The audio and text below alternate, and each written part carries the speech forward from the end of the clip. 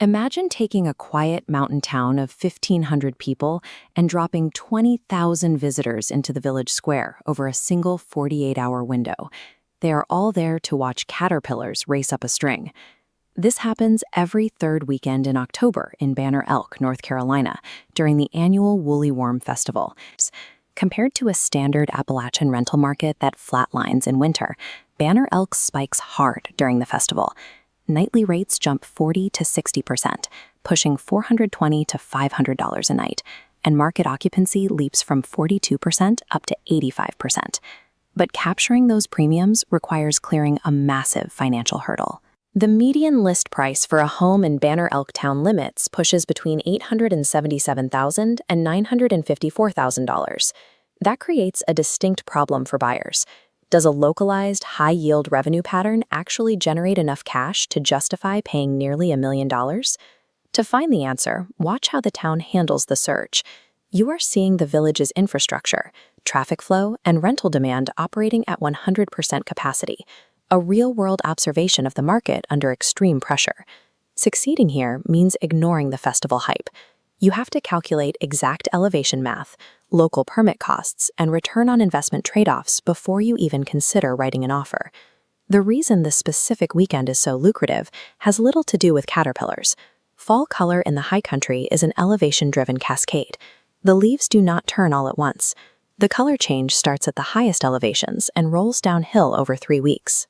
The higher you buy, the earlier your rental peaks. If you purchase a property above 4,500 feet, like a condo on Sugartop or a chalet on Beech Mountain, your property sits at the top of that cascade. Looking at this elevation matrix, above 4,500 feet, your peak fall colors hit between October 1st and 14th. This creates a problem. When renters arrive on October 17th, your property is past its prime foliage. You miss the overlap. Compare that to buying a property inside Banner Elk Village, sitting at 3,700 feet. Here, the lower elevation pushes peak color to the third week of October. Your trees turn vibrant red exactly when the crowds arrive. You capture the absolute maximum rental rate and occupancy for the fall. But you pay for that timing by sacrificing the convenience of ski-in, ski-out winter outros that the higher elevations offer. Your peak revenue calendar is strictly dictated by the elevation of the dirt you buy.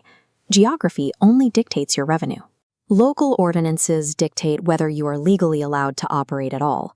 Banner Elk has strict requirements. First, an annual rental permit costs $300.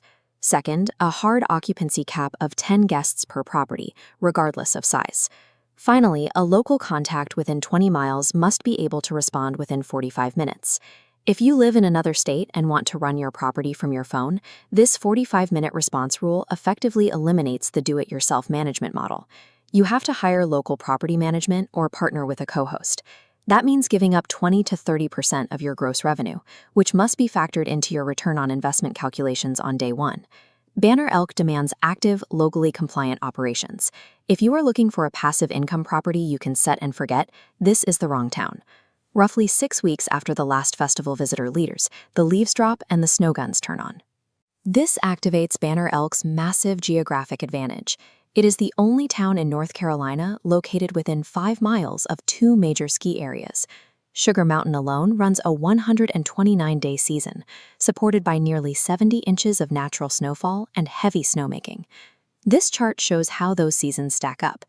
The fall foliage rush delivers 15 to 20% of your annual yield, but that winter ski season brings in another 35 to 40% of your yearly visitor volume. Extracting that winter revenue requires tight logistics. You have to verify state road plow priorities and manage steep, icy driveways that can strand renters if ignored. This brings us right back to the October observation. If Banner Elk's roads, parking, and restaurants can effectively move 20,000 visitors during the Woolly Worm Festival, they have the proven operational muscle to handle peak winter ski crowds in January. That dual-season layout is exactly why rental income Hume sustains itself through the winter, rather than collapsing in November like markets relying solely on the Blue Ridge Parkway. Banner Elk generates high yields through a dual-season calendar, but capturing that money requires precise elevation targeting and strict regulatory compliance. Here is how you map that to your strategy. Look at this decision tree. If you are a budget-conscious, out-of-state investor planning to self-manage an Airbnb to save on fees, you should avoid this market entirely. The 45-minute response law and winter plowing realities will break a remote operating model. However, if you are well-capitalized and willing to utilize local management, and specifically want a property that drives premium rates in both October and January, this market is built for you. If you match that profile, your next step is straightforward. Book a trip and tour the market during the third weekend of October. See the traffic, the demand, and the nightly rates in person. Because if your math, your management team, and your property location can successfully survive the woolly worm stress test, they can successfully carry your investment through the entire year.